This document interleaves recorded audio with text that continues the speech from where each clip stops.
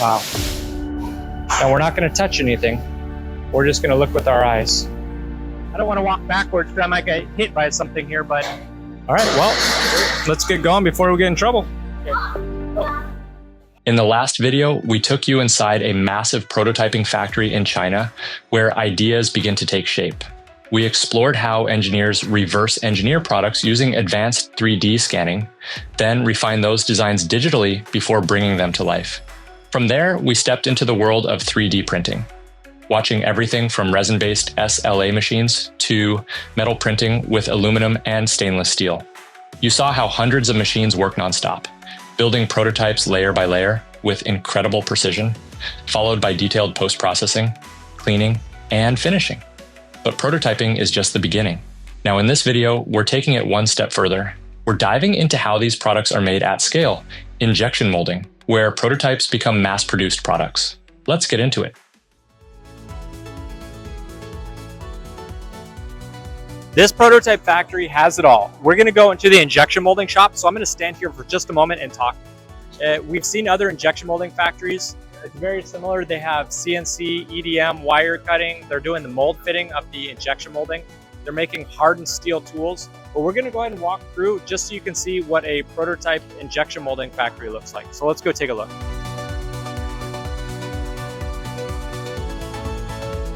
I see they have overhead gantries. And it is after hours. It's 5:55 p.m. So it's basically nighttime. People are leaving the factory here.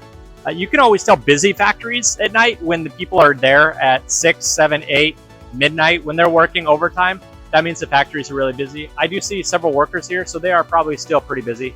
Go ahead and walk through. I don't know how loud or audible I'm going to be.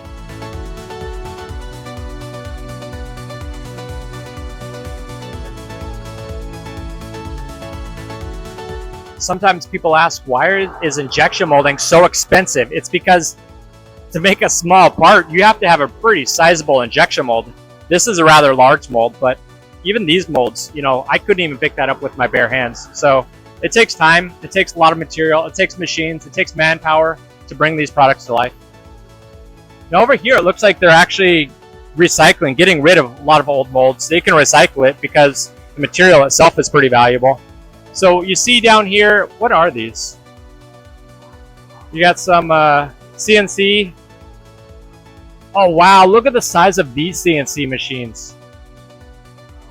So I'm not going to cross the yellow line. We're kind of unsupervised at the moment, but they are actually, oh, that's EDM. Okay, so EDM, where they basically take electricity and it burns through and it basically slowly etches the steel material itself.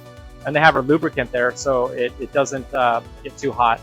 They got to keep that temperature. But they're basically cutting an area that a CNC machine cannot cut. They're using EDM, or they'll make these tools down here, these different tools they'll make to basically cut little holes into the injection mold. Pretty standard CNC machines.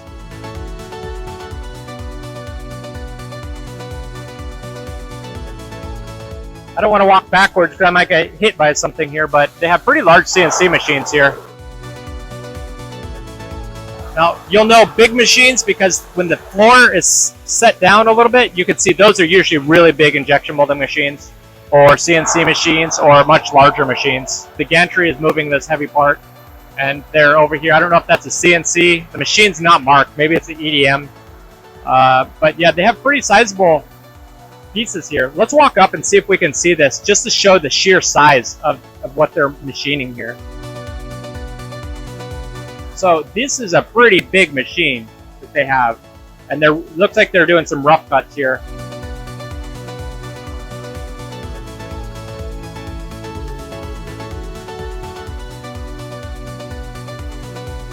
Wow.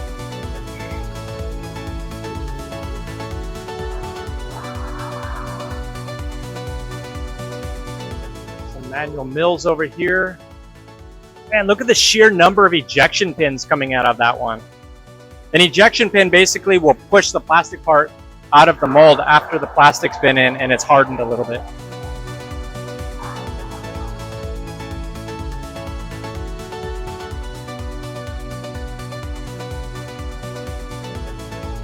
We're on the other side of the wall. We're going to peek in. These are injection molding presses here. So you can see that they have the molds on the other side, and then they're doing the plastic injection molding here. Now we're not going to touch anything. We're just going to look with our eyes.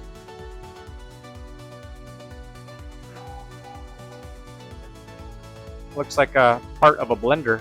It screws together, it holds it together.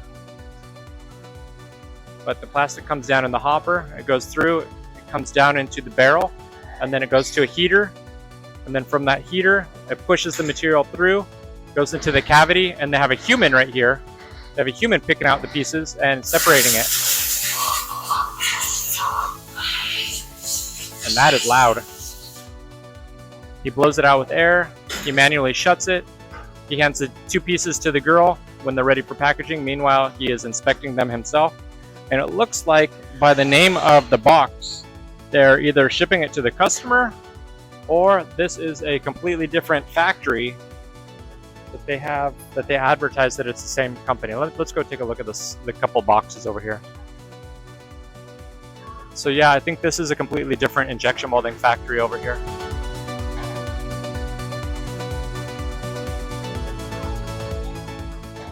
All right, well, let's get going before we get in trouble.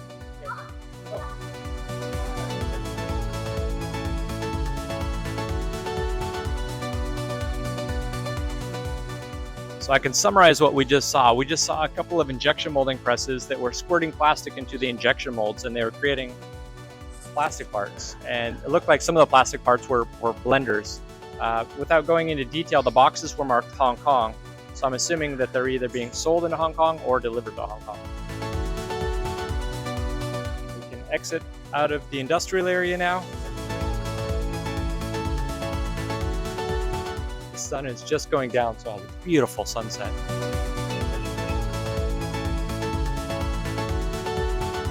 And that's the other building that we were not able to get a tour of. They said that they do prototyping over there. So we'll just have to respect the boundaries and save it for another day. Maybe we'll get an invite back to do the other building.